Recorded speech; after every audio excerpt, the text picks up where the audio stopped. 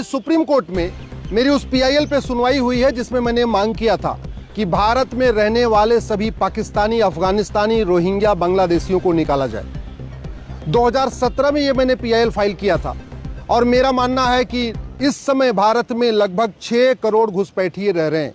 इसमें पाकिस्तानी भी हैं, अफगानिस्तानी भी हैं, रोहिंग्या भी हैं और सबसे ज़्यादा बांग्लादेशी हैं। ये यहाँ इनका कागज़ भी जो कुछ बनवाए थे वो कागज़ ख़त्म हो चुका है। इन घुसपैठियों ने फर्जी आधार बनवा लिया है, फर्जी राशन कार्ड बनवा लिया है। बहुत सारे पाकिस्तानी, अफगानिस्तानी, रोहिंग्या, बांग्लादेशी घुसपैठियों ने फर्जी बर्थ सर्टिफिकेट बनवा लिया है, फर्जी एज सर्टिफिकेट बनवा लिया है। बहुत सारे पाकिस्तानी, अफगानिस्तानी, बांग्लादेशी, रोहिंग्या घुसपैठियों ने फर्जी ड्राइविंग लाइसेंस बनवा लिया है। कुछ ने तो वोटर आईडी में नाम भी जुड़वा लिया है और ये सारा खेल चल रहा है 2-2, 3-3 हज़ार रुपए में। ये घुसपैठिए 10 से 15 हज़ार रुपए खर्च करते हैं और इनका 4 से 5 कागज बन जाता है। वोटर आईडी में नाम जुड़वा लेते हैं। फिर बहुत सारे ऐसे भी हैं जिन्होंने जनधन खाता खोल लिया है। केंद्र सरकार की सभी योजनाओं का फ़ायदा ये घुसपैठिए उठा रहे, राज्य सरकार की योजनाओं का फ़ायदा ये घुसपैठिए उठा रहे, माइनॉरिटी अफेयर मिनिस्ट्री का फ़ायदा भी ये घुसपैठिए उठा रहे। तो भारत के लोगों के हिस्से का रोटी, कपड़ा और मकान ये घुसपैठिए ले जा रहे हैं, इसलिए इनको निकालना ज़रूरी है। मैंने अपनी याचिका में ये भी कहा है, घुसपैठ राष्ट्र की सुरक्षा के लिए बहुत बड़ा खतरा है और जो राष्ट्र की सुरक्षा के लिए खतरा होता है उससे निपटने के लिए हमारे पास एक कानून है, एनएसए, नेशनल सिक्योरिटी एक्ट। लेकिन भारत में कोई भी राज्य सरकार घुसपैठियों और उनके मददगारों पे एनएसए नहीं लगा रही है, नेशनल सिक्योरिटी एक्ट नहीं लगा रही है। मैंने दूसरी बात ये कही है कि ये जो 6 करोड़ घुसपैठिए यहाँ पर भारत में रह रहे हैं, ये पाकिस्तानी, अफगानिस्तानी, बांग्लादेशी, रोहिंग्या, ये हमारी देश की एकता, अखंडता के लिए खतरा है। कल को ये भारत के खिलाफ विद्रोह भी कर सकते हैं, इसलिए इनको निकालना ज़रूरी है।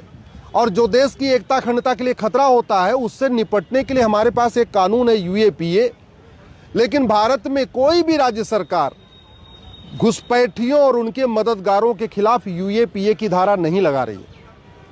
ये जो भारत में घुसपैठ हुई है ये बड़े प्लान्ड वे में हुई है, ये कोई ऐसे नहीं हो गई है, एकाएक नहीं हुई है। ये बाकायदा अपने आप में भारत की डेमोग्राफी बदलने के लिए घुसपैठ हुई है और ये एक तरीके से इनडायरेक्ट वॉर है। और इनडायरेक्ट वॉर से निपटने के लिए जो नई भारतीय न्याय संहिता है इसमें भी वेजिंग वॉर की धारा है। जो पुराना वाला इंडियन पिनल कोड था उसमें भी वेजिंग वॉर की धारा थी। लेकिन आज तक किसी भी राज्य सरकार ने, किसी भी जिले की पुलिस ने घुसपैठियों और उनके मददगारों के खिलाफ वेजिंग वॉर की धारा नहीं लगाई है। जो नई वाली भारतीय न्याय संहिता बनी है इसमें एक ऑर्गेनाइज क्राइम के लिए प्रोविज़न है और ऑर्गेनाइज क्राइम से निपटने के लिए बाकी सभी राज्यों के पास भी अपना अपना कानून है। गुजरात के पास गुजकोका है, महाराष्ट्र के पास मकोका है, यूपी के पास गैंगस्टर एक्ट है। ऐसे सभी राज्यों के पास अपना अपना कानून है। लेकिन भारत में कोई भी राज्य सरकार घुसपैठियों और उनके मददगारों के खिलाफ ऑर्गेनाइज क्राइम की धारा नहीं लगा रही है। न महाराष्ट्र में मकोका लग रहा है, न गुजरात में गुजकोका लग रहा है, न गैंगस्टर एक्ट लग रहा है, न गुंडा एक्ट लग रहा है। हमने अपनी याचिका में ये भी कहा है, ये घुसपैठियों की मदद करना सबसे बड़ा देशद्रोह है और फिर भी यहाँ पे 2-2, 3-3 हज़ार रुपए में घुसपैठियों की मदद की जा रही है। जो घुसपैठियों के मददगार हैं उनके ऊपर कोई भी राज्य सरकार देशद्रोह की धारा नहीं लगा रही। कुछ लोग 2-2 हज़ार रुपए में घुसपैठियों का आधार बना रहे। नगर निगम के दलाल 2,000 रुपए, 3,000 रुपए में घुसपैठियों का बर्थ सर्टिफिकेट बना के दे रहे। तहसील के दलाल 2 से 3 हज़ार रुपए में घुसपैठियों को राशन कार्ड बना के दे रहे।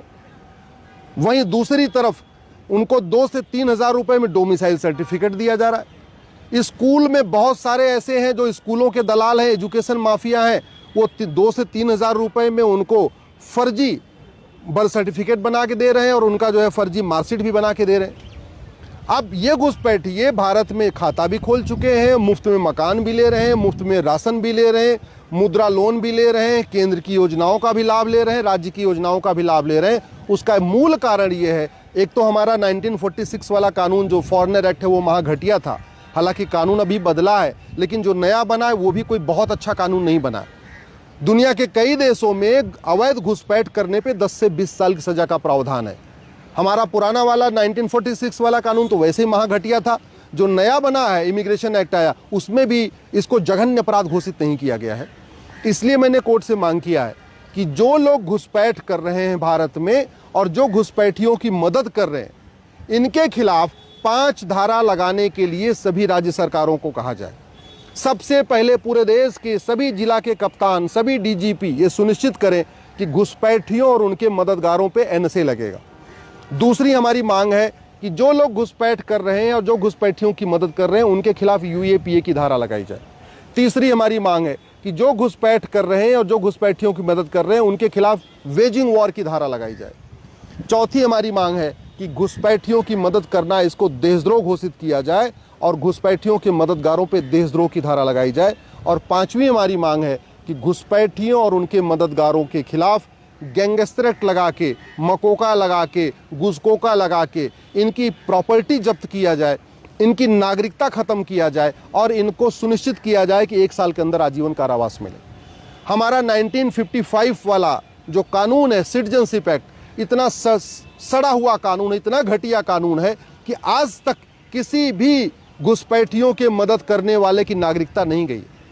न किसी अपराधी की नागरिकता गई, न किसी जासूस की नागरिकता गई, न घुसपैठिए की नागरिकता गई, न घुसपैठियों की मदद करने वालों की नागरिकता गई। जो बॉर्डर पे 2-2 हज़ार रुपए लेके भारत के अंदर घुसपैठियों को एंट्री कराते हैं, उसमें भी किसी के खिलाफ कार्रवाई नहीं हो रही है। तो केवल घुसपैठियों पे कार्रवाई करने से घुसपैठ खत्म नहीं होगी जब तक कि घुसपैठियों के मददगारों के ऊपर कार्रवाई नहीं होगी। और मेरा ये व्यक्तिगत रूप से मानना है कि जिस दिन हम भारत में घुसपैठियों और उनके मददगारों के खिलाफ ये 5 धारा लगा देंगे, एनएसए, यूएपीए, वेजिंग वॉर, देशद्रोह, गैंगस्टर एक्ट, भारत में सारे घुसपैठिए, लगभग 90% घुसपैठिए अपने आप भाग जाएंगे। अभी घुसपैठिए इसलिए नहीं भाग रहे क्योंकि घुसपैठियों के मददगारों के मन में कोई कानून का खौफ नहीं है। जिस दिन जो घुसपैठियों की मदद किए, जब उनको लगेगा कि अब वो जेल जाने वाले हैं, वो घुसपैठियों को ढूंढ के यह भारत से भगाएंगे। एनआरसी की जरूरत ही नहीं पड़ेगी। बिना एनआरसी किए 90% घुसपैठिए भारत छोड़ के भाग जाएंगे। और अगर हम बिना ये कानून में बदलाव किए, बिना घुसपैठियों के मददगारों के खिलाफ एनएसए, यूएपीए, वेजिंग वॉर, देशद्रोह, गैंगस्टर एक्ट लगा के अगर हम सोचते हैं केवल एनआरसी करके हम घुसपैठियों को छांट लेंगे, तो घुसपैठिए छांटना बहुत मुश्किल है। फिर उनको पकड़ के उनको डिटेंशन सेंटर में डालना बहुत मुश्किल है। कितना हम डिटेंशन सेंटर बनाएंगे, क्योंकि 2-4 तो है नहीं, 6 करोड़ है, ऑस्ट्रेलिया की 3 गुना है। ऑस्ट्रेलिया की जनसंख्या 2 करोड़ है और भारत में 6 करोड़ घुसपैठिए रह रहे। ऐसा कोई जिला नहीं है जहाँ घुसपैठियों ने अपना झुग्गियाँ नहीं बना लिया है। नदियों के किनारे घुसपैठियों ने झुग्गी बना लिया है, जंगलों में घुसपैठी झुग्गी बना लिया है। उत्तराखंड देख लीजिए आप, हिमाचल देख लीजिए, जितने बॉर्डर के स्टेट हैं वहाँ इन्होंने अपने पूरी झुग्गियाँ बना लिया है। एयरपोर्ट के किनारे घुसपैठियों की झुग्गी बन गई है, बंदरगाहों के किनारे घुसपैठियों की झुग्गी बन गई है। जितने हमारे हाईवे हैं, एक्सप्रेसवे हैं और रेलवे के हमारे जो मेन लाइनें हैं, जो मेन ट्रैक हैं, वहाँ इन्होंने झुग्गी बना लिया है। बस स्टैंड हो या रेलवे स्टेशन, वहाँ झुग्गी बना लिया है। तो इनको ढूंढने पे ढूंढ के एनआरसी करना बहुत मुश्किल है। तरीका यही है कि घुसपैठियों को पकड़ा जाए, उनका narco polygraph brain mapping test किया जाए, उनसे पूछा जाए कि उनको किसने किसने मदद किया, और उनके मददगारों के ऊपर, जो घुसपैठियों के मददगार हैं, चाहे वो लेखपाल है, चाहे पटवारी है, चाहे कोई सिपाही है, चाहे कोई दरोगा है, चाहे कोई पार्षद है, चाहे कोई प्रधान है, चाहे कोई नेता है या कोई दलाल है, चाहे वो तहसील का दलाल है, चाहे थाने का दलाल है या नगर निगम का दलाल है, कोई भी दलाल है, जिन्होंने घुसपैठियों की मदद किया है, बस उनके खिलाफ कार्रवाई शुरू कर देंगे। घुसपैठियों में भगदड़ मच जाएगी। पाकिस्तान के रहने वाले पाकिस्तान भाग जाएंगे, अफगानिस्तान वाले अफगानिस्तान भाग जाएंगे, रोहिंग्या जो है ये म्यांमार भाग जाएंगे और बांग्लादेशी बांग्लादेश भाग जाएंगे। यही तरीका है देश को सुरक्षित करने का, क्योंकि भारत की डेमोग्राफी पहले ही बदल चुकी है। 800 जिलों में से 200 जिलों की डेमोग्राफी बदल चुकी है। इसका सबसे बड़ा कारण है घुसपैठ।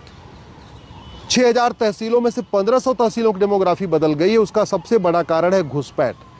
9 राज्यों में ऑलरेडी डेमोग्राफी पूरी बदल चुकी है। पूरे बॉर्डर पे जो 300 तहसीलें हैं, उन सभी 300 तहसीलों की डेमोग्राफी बदल चुकी है।